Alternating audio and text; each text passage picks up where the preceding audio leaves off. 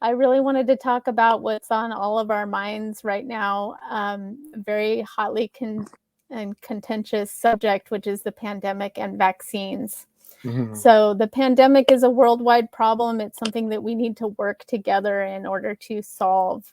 But a line has been drawn in the sand, and people are either for vaccines very strongly or against vaccines very strongly. And there doesn't seem to be a whole lot of middle ground there. So my question is, how do we solve this problem that we need to really have a sense of cooperation with when we are so deeply divided on this topic?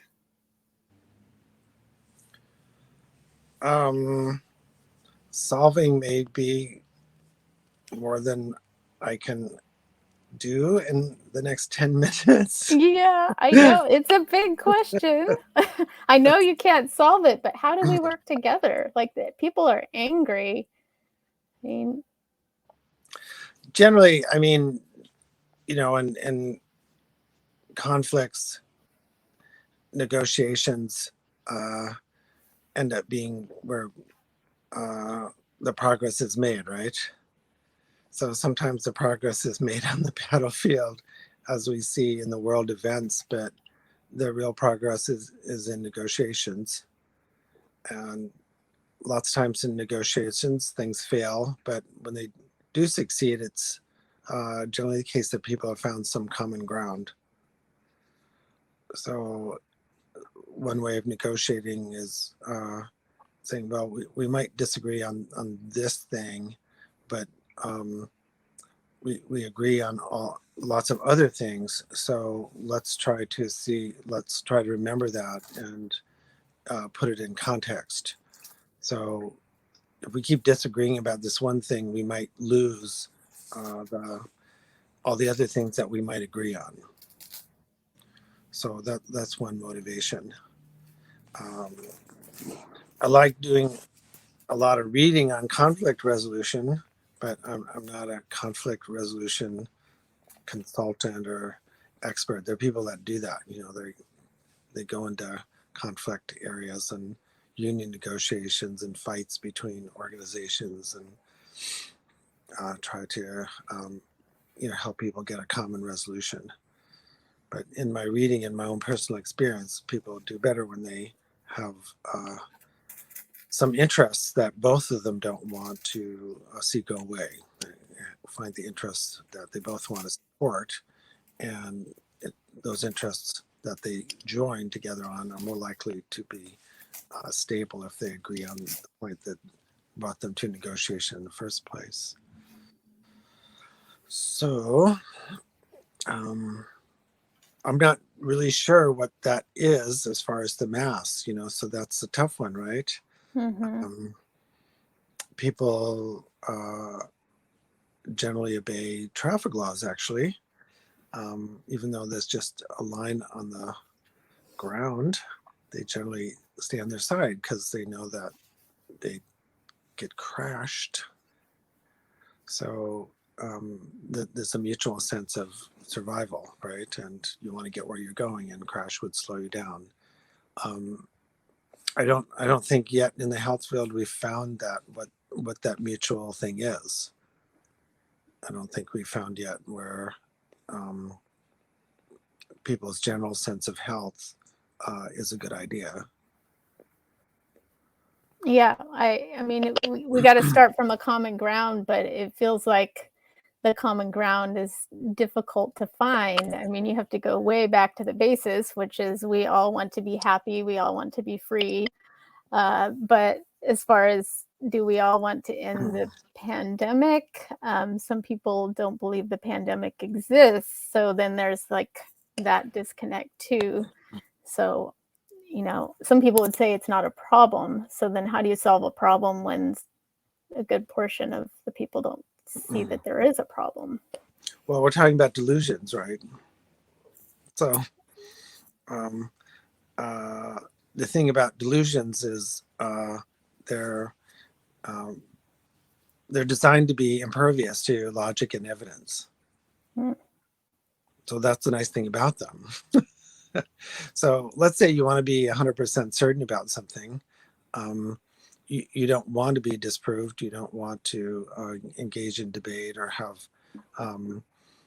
illogical outcomes or evidence to the contrary. So you have a delusion. So my current theory is that people very invested in health delusions are very interested in having certainty, because that's the only way they can feel safe is with absolute certainty. Whereas health issues and vaccine and science and medical issues are probabilities, high probability. So it's a high probability that if you have vaccines and now and boosters and you mask appropriately and gather appropriately, that you probably won't die, right? I mean, there's still exceptions, but there's a high probability. But for many people, that's too scary. So interestingly, if you have a delusion that the whole thing's a political cult thing, or then you can rest in certainty because it's all made up. That's an interesting concept, but if it's made up, it's not very certain. Well, in your mind. Well, then it's in your mind. So any evidence to the contrary is rejected. So if someone is in the hospital and they're dying, and the hospital, the news, or their family said they died of COVID, people like in the know, in that delusion, will say, well, it wasn't the COVID, it was something else. Yeah. So the evidence, isn't entertained at all. So there's just this kind of weird absolute certainty. So I think most of us are probably not political figures that are listening in, maybe a couple somewhere, but most of us are just trying to get along and live our lives and be safe and do our best. So, but we're all going to have people that we love on both sides of this issue. What is the best way to conduct ourselves in a manner that moves us in a positive direction, being that we don't have the power to make the laws? Well, there's a lot in that question. I'm gonna, just address the okay, if we have friends and family members who are definitely on the other side of vaccination and COVID issues, how we proceed, right? Yeah, that's one way to look at it. How do I talk to my friend who is on the other side of the issue? I don't have any fixed answer for that, except my personal fixed answer is I'm really not available to get around you. What do you mean by that? Well, if someone's not vaccinated and not practicing safe masking, then I'm not going to meet with you. Yeah. Just so in a way, that's a message in the discussion right there. I was like, well, I'm not in a kind of like to heck with you kind of way, but it's too risky to meet with you, and I have profession and obligation to continue to see people. But if I see you, for example, that I'm talking this hypothetical non-vaccinated, non-masker person, then it would shut everybody else out. So you have a choice. I'm talking to that person, and I have a choice too. And the choice I have to make is, we won't be gathering together. Yeah, and so I'm not trying to convince them about their choice or their methodology or their delusion. I'm just saying that that's got to be off. Yeah, and you're in a position of leadership too, where you have people that are following you at the temple, and your decisions affect them as well. But I like also that you're giving people the option to join online virtually. So they're not completely shut out if they don't agree. There's also given an option of another way to join. Yeah, middle way health. I mean, there people that want to just talk telehealth or by video or phone. Generally not because they're unvaccinated, just they're being super careful for different reasons, or they're far away geographically at this point.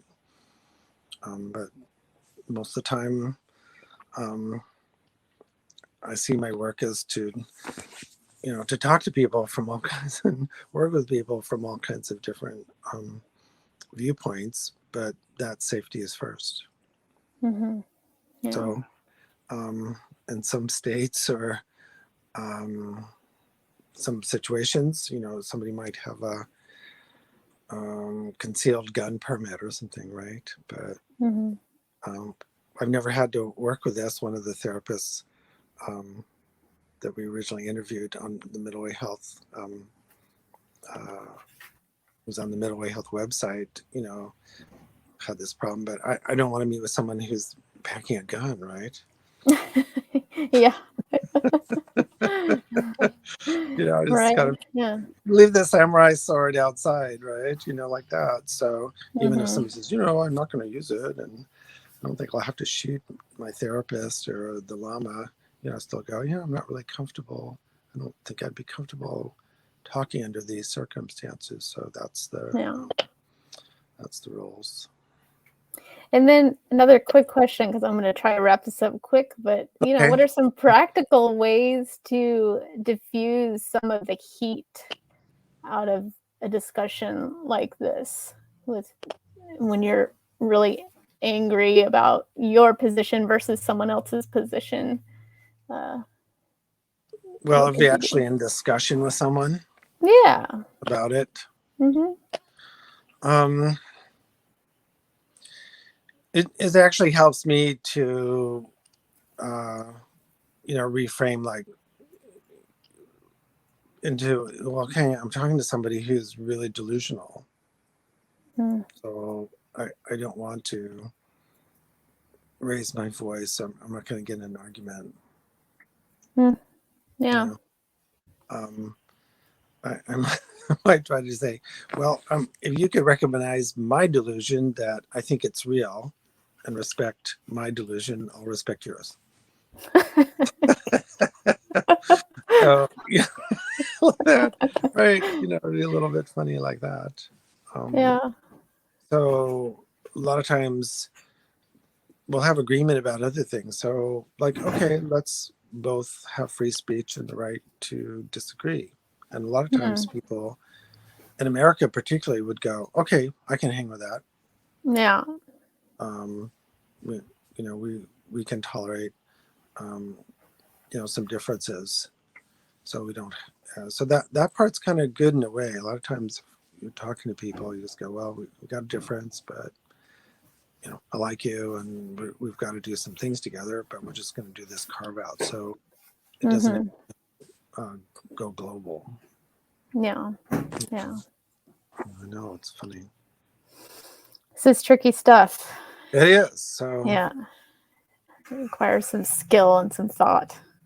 Yeah, there's no way to not be awkward, or sometimes have a lot of disappointing encounters going forward too. I don't think it's going away soon. It's not going away. Yeah, we're going to continue to have to work on this.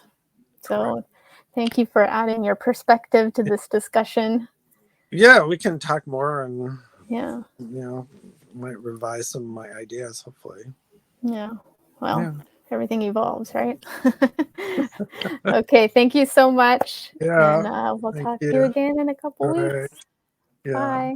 Bye, Autumn.